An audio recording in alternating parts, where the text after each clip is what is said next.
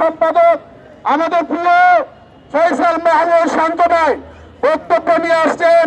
ফয়সাল মাহমুদ শান্ত ভাই যুগ্ম সদস্য সচিব ও শিক্ষা বিষয়ক সম্পাদক, জাতীয় নাগরিক পার্টি।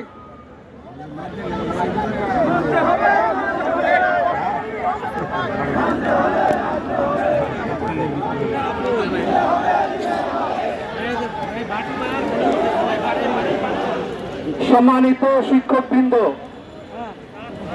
অন্তর্বর্তীকালীন সরকারের এই 1 থেকে 1.5 বছরের মেয়াদে আপনাদের মতো শিক্ষকদেরকে নিয়ে বলতে গেলে প্রায় 300 দিনই আমাদের রাস্তায় থাকতে হয়েছে। আমরা খুব হতাশার সাথে লক্ষ্য করেছি বর্তমান সরকার শিক্ষাঙ্গন থেকে শুরু আন্দোলন, শিক্ষক শিক্ষার্থীদের ঐক্যবদ্ধ আন্দোলনের মধ্য দিয়ে তৈরি হওয়ার পরেও বাংলাদেশের যতগুলো মন্ত্রণালয় এবং যতগুলো ক্ষেত্র রয়েছে সবচেয়ে বেশি অবহেলিত হয়েছে শিক্ষা এবং শিক্ষা বিষয়ক ক্ষেত্রটি। আমরা দেখেছি আমাদের শিক্ষক ভাইরা প্রেস ক্লাবের সামনে, শহীদ মিনারে, শাহবাগে বিভিন্ন জায়গায় মার খেয়েছে। আমরা দেখেছি আমাদের গর্ভবতী বোন শিক্ষিত হিসাবে মার খেয়েছে। আমরা দেখেছি এই অন্তর্বর্তীকালীন সরকারের শিক্ষা মন্ত্রণালয়টি চরমভাবে পঙ্গু প্রতিবন্ধী করে রাখা হয়েছে। আপনারা জানেন বাংলাদেশের সবচেয়ে বড় শিক্ষা 4 August 12 September 12 October 2025 principal Delwar শিক্ষকদের আন্দোলন,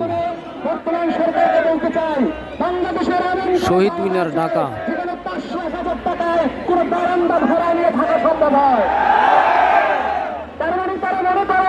যারা শিক্ষকতা করেন তাদের থাকার ব্যবস্থা সরকার করবেন না। তারা মনে করেন তারা চিকিৎসা নেবেন কি নেবেন না সেই বিবেচনা রাষ্ট্র করবেন না। আমরা জাতীয় নাগরিক পার্টির পক্ষ থেকে বাংলাদেশের জনগণের উদ্দেশ্যে 34 দফা ঘোষণা করেছি।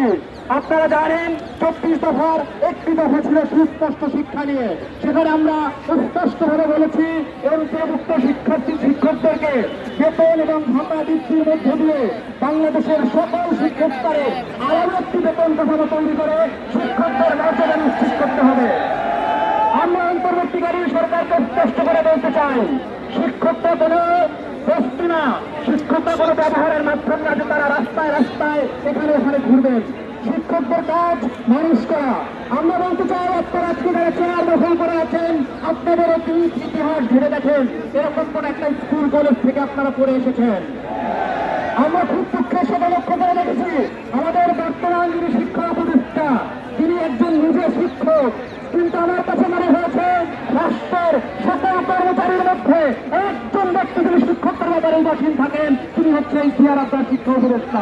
আমরা খুব লজ্জায় মনে যাই যখন একজন শিক্ষক শিক্ষকদেরকে রাস্তায় মার খাওয়ার জন্য পুলিশ পাঠায়। আমরা খুব লজ্জায় মনে যাই একজন শিক্ষক উপদেষ্টায় থাকার পরেও যখন সচিবদের বিভিন্ন টেবিলে এই শিক্ষকদের ফাইল আটকে রাখা হয়। আপনারা জানেন এমপিভুক্ত শিক্ষকদের সাথে জাতীয় নাগরিক পার্টি গঠনের আগে যখন জাতীয় নাগরিক কমিটি ছিল তখন থেকে আপনাদের সাথে আমরা রাস্তায় ছিলাম। আপনারা জানেন আপনাদের কোনো ইচ্ছা ছিল না। যখন ঈদের ছুটিতে